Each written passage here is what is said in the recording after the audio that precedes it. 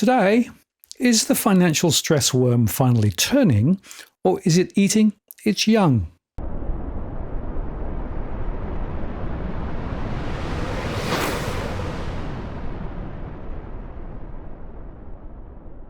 Hello again, it's Martin North from Digital Finance Analytics. Well, this post covering finance and property news. I've just completed my modelling to the end of May based on my household surveys, and today I want to walk you through the high-level results. Now, there's an important context here, of course, insofar that we know that, well, headline inflation was unchanged in April, according to the ABS data that came out recently, although the trimmed mean inflation actually inched up slightly to 2.8% from 2.7% in March. And it's interesting that commentators are now suggesting that the inflationary pulse is perhaps easing away and therefore more rate cuts are possible. Even Warren Hogan over at Juno Bank is quoted saying, "The worst fears I had that inflation wouldn't come down to 3% hasn't been borne out," before quickly adding, "It was certainly no victory." Now, the point I want to make is that, of course, that generic inflationary number doesn't really have much impact when it hits ordinary people because different people are in different situations. What I can tell you is that there are many people who would say, "Oh, my costs are way higher than the 2.8 or thereabouts percent."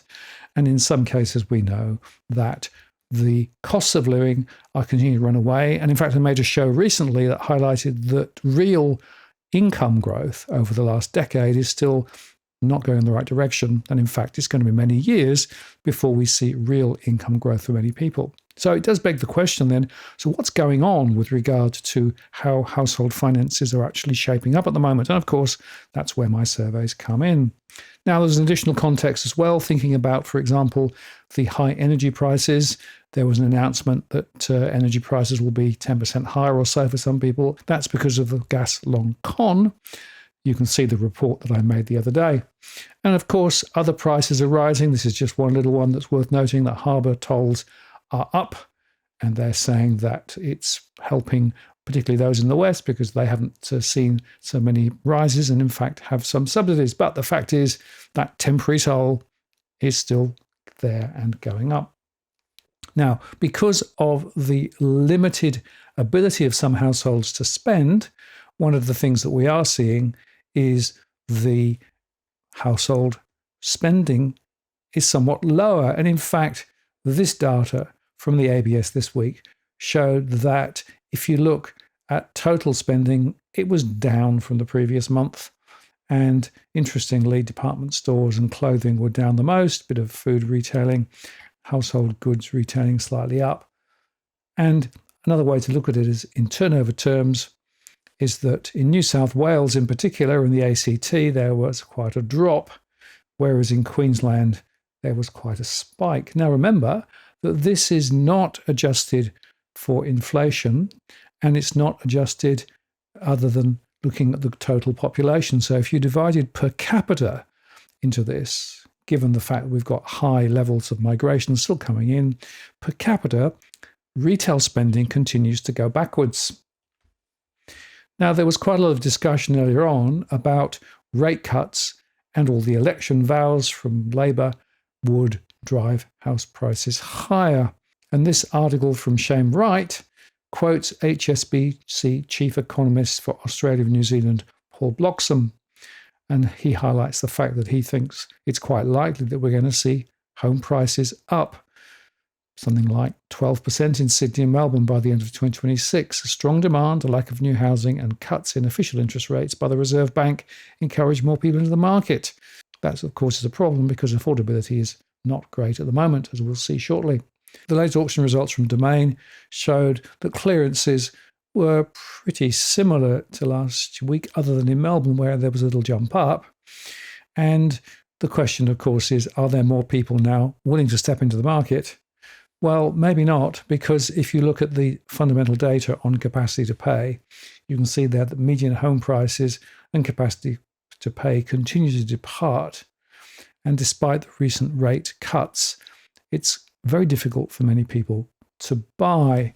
And this article just makes that point because it shows you how prices have moved. For example, in Castle Cove, it was sold in 1987 for $415,000. In today's money, that would be about $1.2 million. But in fact, it was sold in 2025 for $4.6 million. Well, there's your problem. But that isn't the full story. Spacious recently posted this, and over the last 12 months, many sold properties on the Sunshine Coast have seen prices 10 to 15% below expectations. We believe it's now the top of the market for the sunny coast. And that's one of the things that I'm seeing, that whilst there are areas where prices are still rising, there are other areas where prices are not actually rising and people are having to accept lower value for their property. A lot in and around Melbourne in particular. And I think that's going to be one of the reasons why we saw the clearance rates in Melbourne a little higher. So the question then is ahead, how this is going to play out is the big one. Are we going to see more rate cuts? Are we going to see household incomes growing? And therefore, what is this doing to household financial stress? Now, one other factor, of course, just as we get into this, so we're thinking about is the supply of new properties. The ABS data on approvals showed that the number of new residential building approvals in Australia fell 5.7% in April. That followed a 7.1% decline in March. And you can see there that typically it's the unit sector that's moving around a lot. And it's also worth noting, historically, about 94% of approved homes actually get constructed. And as Leith Van Onselen highlighted, and by the way, Leith's coming on my live show on Tuesday, the fact of the matter is that Albo's target is underwater considerably.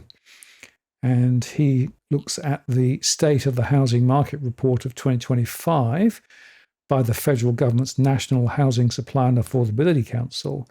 And they suggest that there's going to be a shortfall around 262,000 dwellings. And that is how Leith showed it on the chart there in green. And then the final element is that we are still seeing housing credit pretty strong. So housing credit in the April 25 month was up 0.5% compared with 0.4% in March. And year ended, we're still seeing housing credit booming away at 5.8%, which is much higher than inflation or indeed wages growth. And it's also worth noting that broad money is still quite strong too. Now, when you actually stand back and think about all these things, two observations. This is from CanStar. The first is that now mortgage rates are somewhat lower. And in fact, there are some lowest variable rates out there at about 5.24%. And CBA, NAB and ANZ have dropped variable rates as promised. That will help millions of Australians with variable rate mortgages. But as I've highlighted before, in some cases, you have to go and approach the bank to make sure that they pass it on. On the other side of the fence, though, because of the lower rates, savings rates have got a haircut too. And we're seeing that in spades now. CBA, Westpac and ANZ each cut their interest rates on their key savings accounts by 0.25 percentage points. NAB already cut earlier. Now, of course, there are people with savings who rely on the interest on those savings, and now they're getting squeezed. So this is definitely not a one-way street with lower interest rates. It perhaps will give people greater capacity to borrow in some circumstances.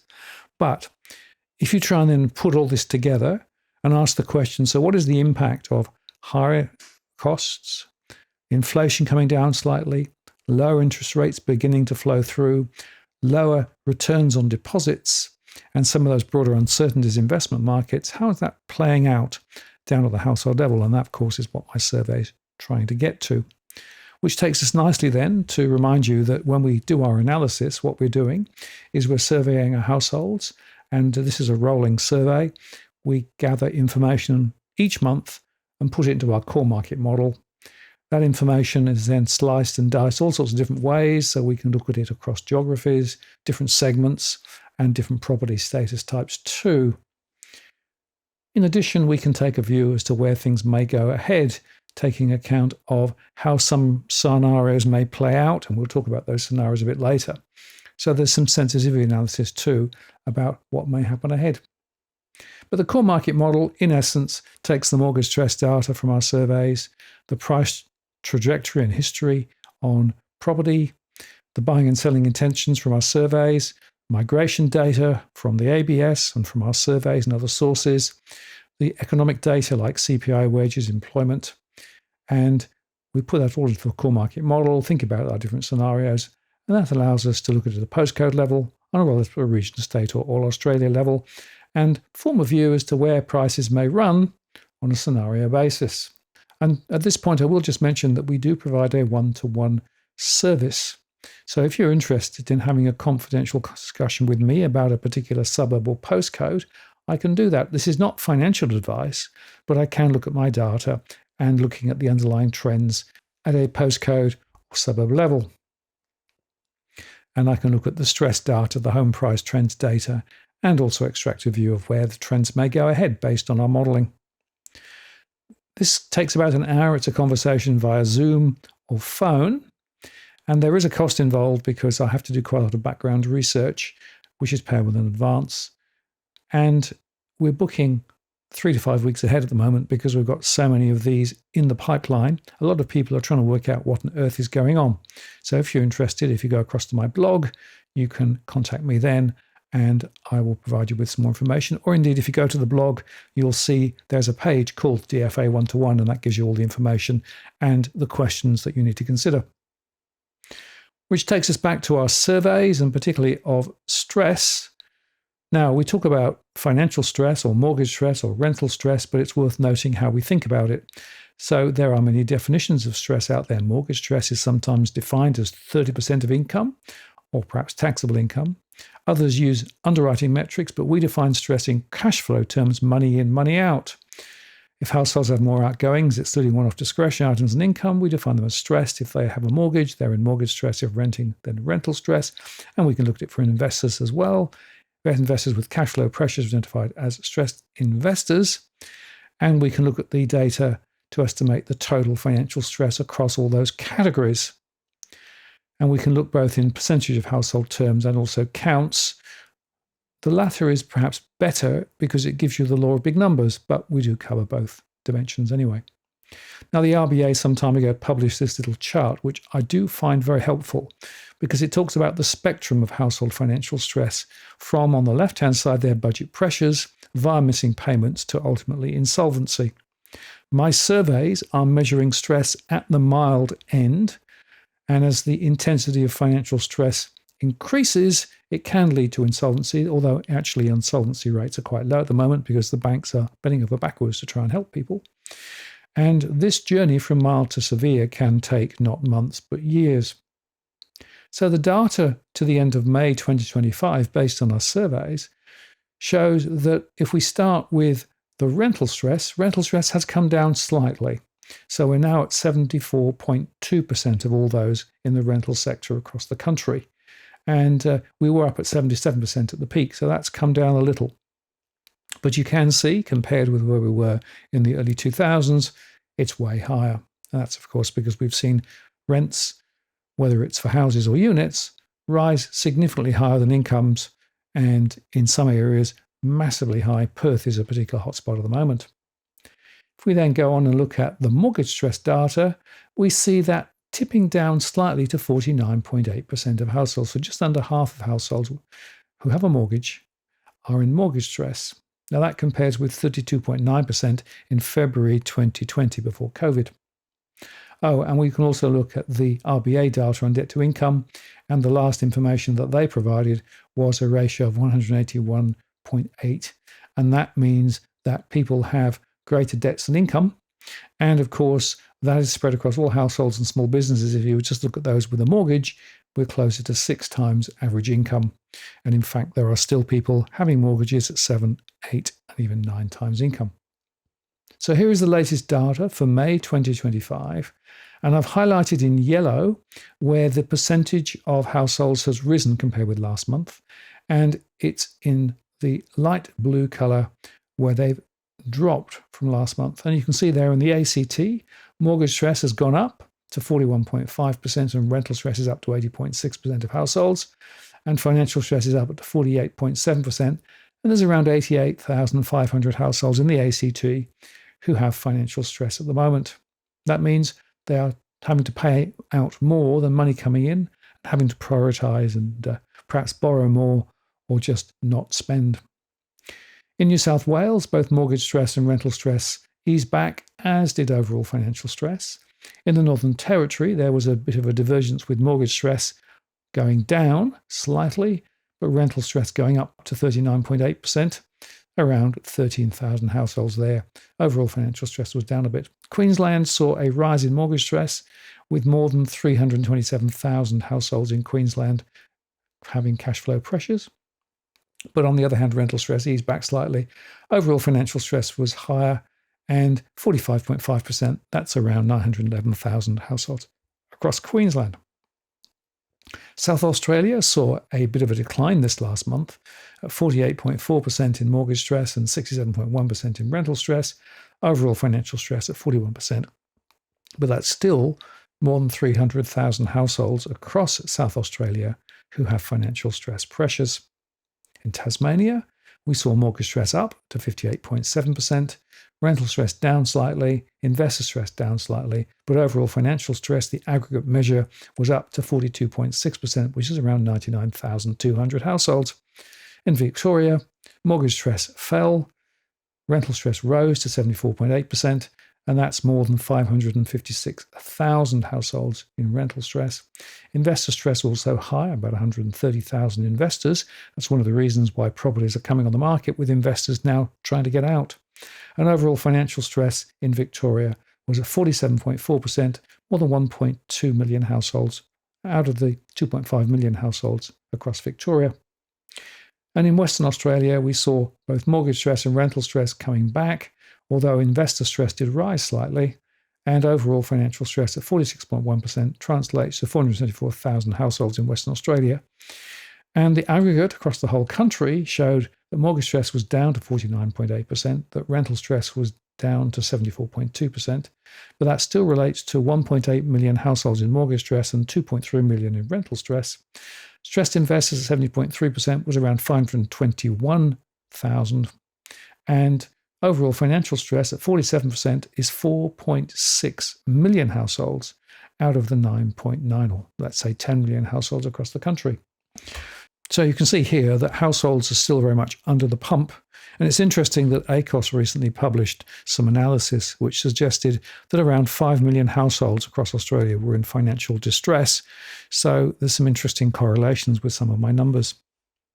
Now, we can go into some more detail, of course, because the slicing and dicing of the data, a bit like a Rubik's Cube, allows me to look at different ways. So one of the ways we can look at it is through the different segments.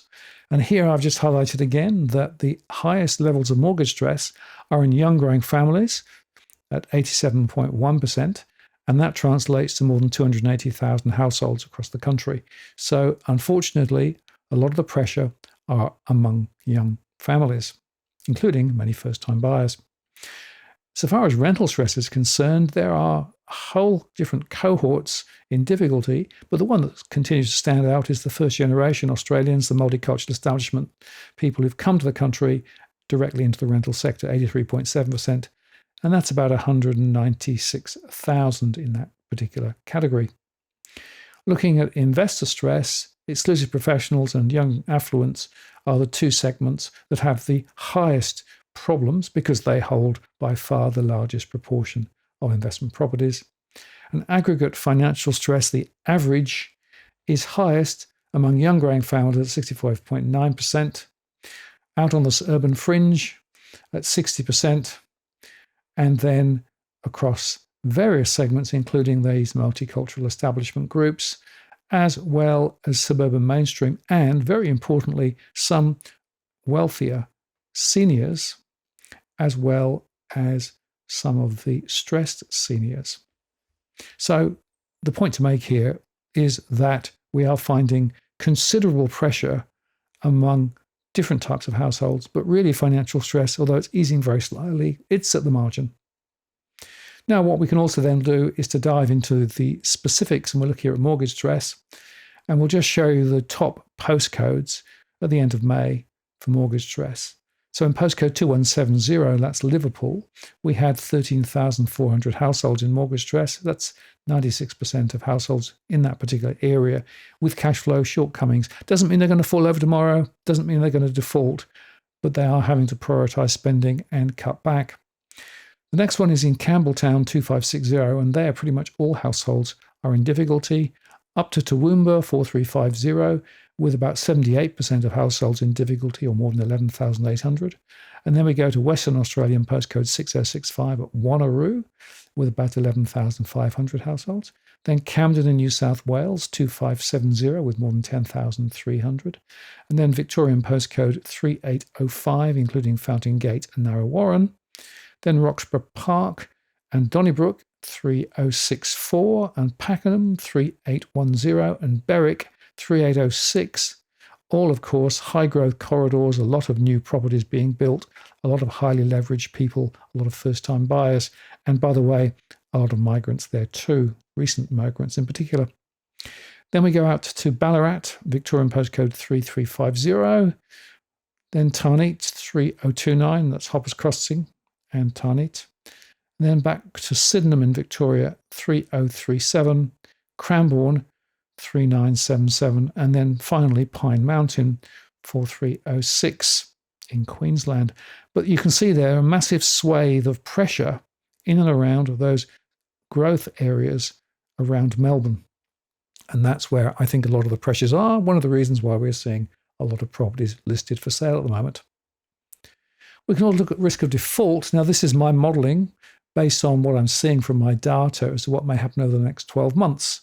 And you can see there that Victorian postcode 3977 in Cranbourne has the largest count of risk of default at more than 1,100 households, followed by Mandurah in Western Australia, 6210 with 793, and then Armidale in Western Australia, 6112, and Success in Western Australia at 6164. Now, a lot of this is to do with what happened years ago, where we had a high run-up in house prices, a lot of lending, and then prices dropped. And whilst prices have recovered, there is a horrible pressure on many households who are still underwater now. Then we can go to 3064 Roxburgh Park in Victoria, Tarneit 3029, and also Derrimont in Victoria 3030.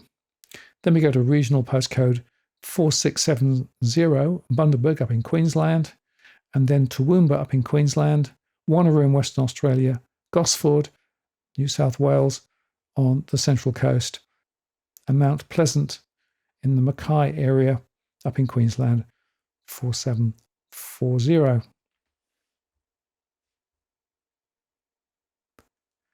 If we jump on and look at rental stress, we can see there that the highest count of rental stress is in Liverpool, New South Wales, 2170, with more than 14,700 households in rental stress, followed by the centre of Melbourne, postcode 3000, with 14,151, and Toowoomba, 4350, at 13,573. Westmead in New South Wales, 2145, with 11,500, and Southport up in Queensland, 4215, with again around 11,500.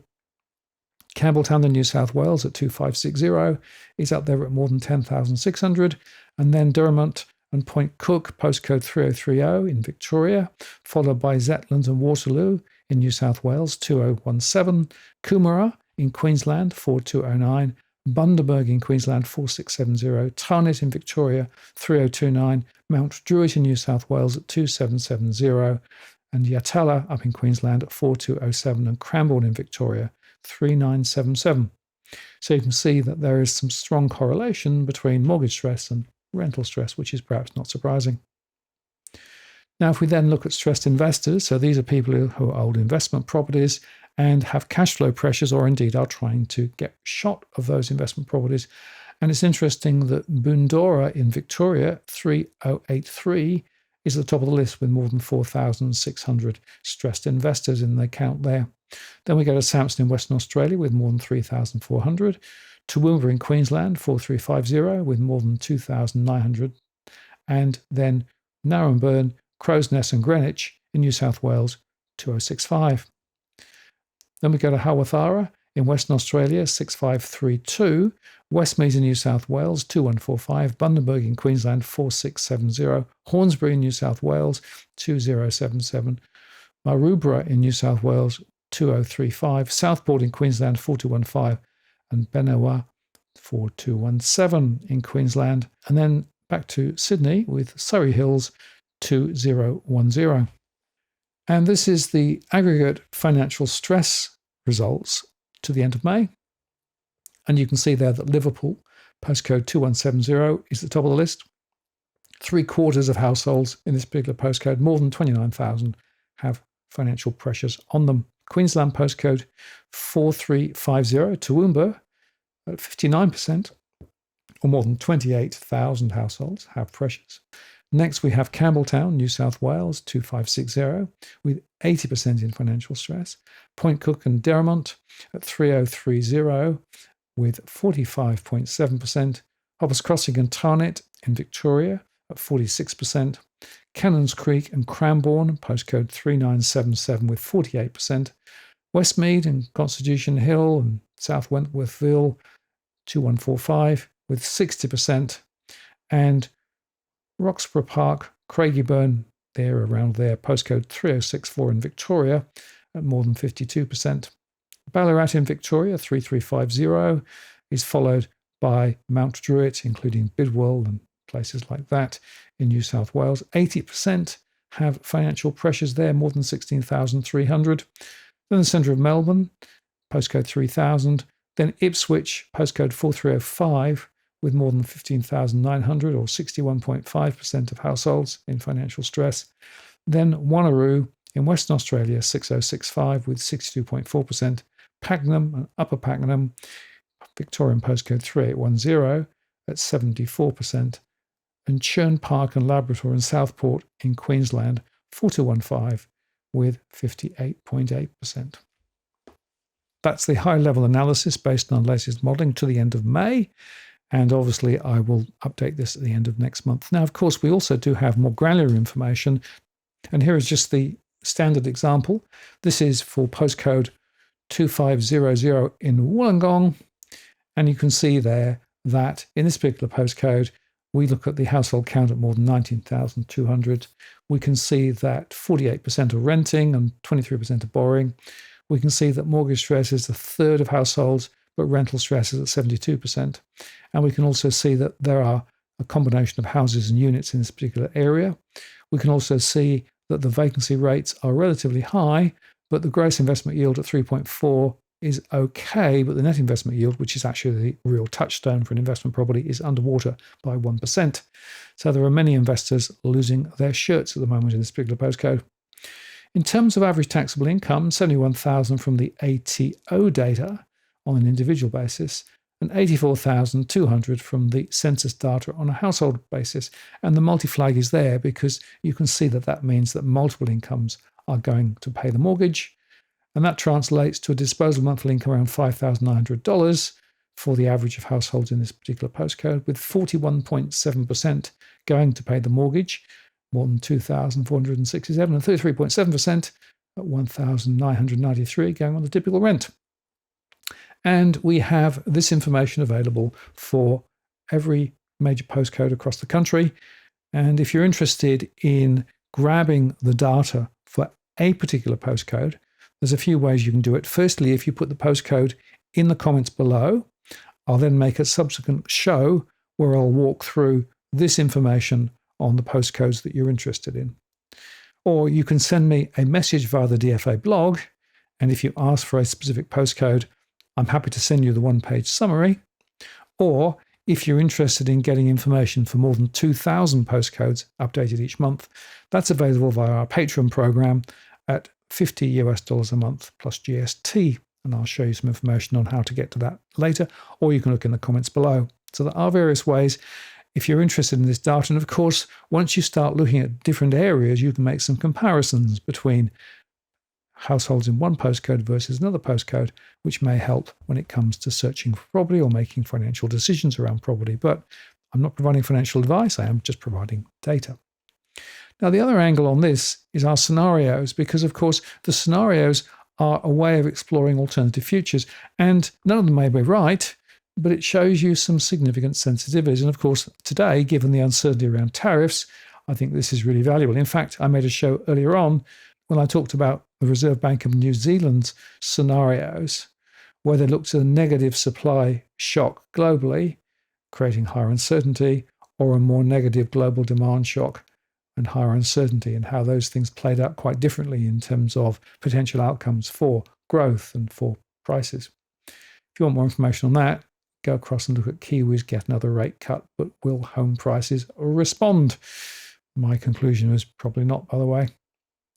Anyway, if you look at the scenarios, I've got to my 3 that I run, my Goldilocks zone. So I've got rate cuts in May, and we expect more later in the year, along with the RBA estimations. While inflation eases in line with them as well, wages rise faster than inflation, but we don't get a recession in Australia, but strong migration supports the momentum.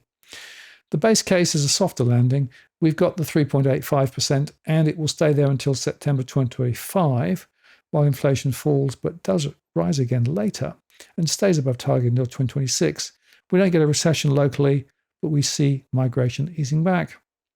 And the worst, the nightmare scenario, is that we see rates at 3.85%, but inflation steps up, unemployment rises, and wage growth falls in the second half. And it's really to do with the second order trade-led recession in Australia. We see rates cut later, migration drops below average. So those 3, and they are just examples of different scenarios, I could run other ones, shows you what may happen. So if we take, for example, the overall Australian home price scenarios for May, in the best case scenario, over the next 3 years, we have a view that house prices could be up 11%, cumulative. 3 to 4% over the next 12 months, a further few percent next year, and a bit more the year after, making 11% overall. On the base case scenario for houses, there's a small fall over the 3-year period. And of course, if things went pear-shaped considerably, prices could drop considerably. 2, with the worst case scenario, a 20% fall over 3 years. Units tend to follow on quite closely, perhaps a little less sensitive to the downside because of the somewhat higher demand for units, particularly in around Sydney. Now, I do actually run these models for every state, but I'll just show you a couple. Western Australia, still quite strong. The best case scenario, a rise of 17.8% over the next 3 years. That's cumulative. The base case, still a rise of 2.7% over 3 years, and the worst case, a fall of 17% over 3 years, and units following along pretty close. In New South Wales, the best case is a scenario of 10% over the next 3 years, or a base case of a small fall of around 5% over 3 years. But actually, most of that fall happens in the first 2 years, and nothing much happens in year 3. On the worst case scenario, there's quite a considerable fall, though, more than 24% over 3 years, and units follow on quite close. Compare that with Victoria. So the Victorian scenario is the best case, up 4.2% over the next 3 years. The base case is a fall of 10.8% over 3 years, and the worst case, a fall of 30% over the next 3 years, and units tend to follow on. So that brings us to the end of this brief analysis, and my summary is households are still under the pressure pumps at the moment, and we are still seeing the amount of financial pressure are eating particularly younger families and households who are going backwards in terms of income and whose costs are rising very hard, and who probably won't be able to take much benefit from any rate cuts that come through in the short term.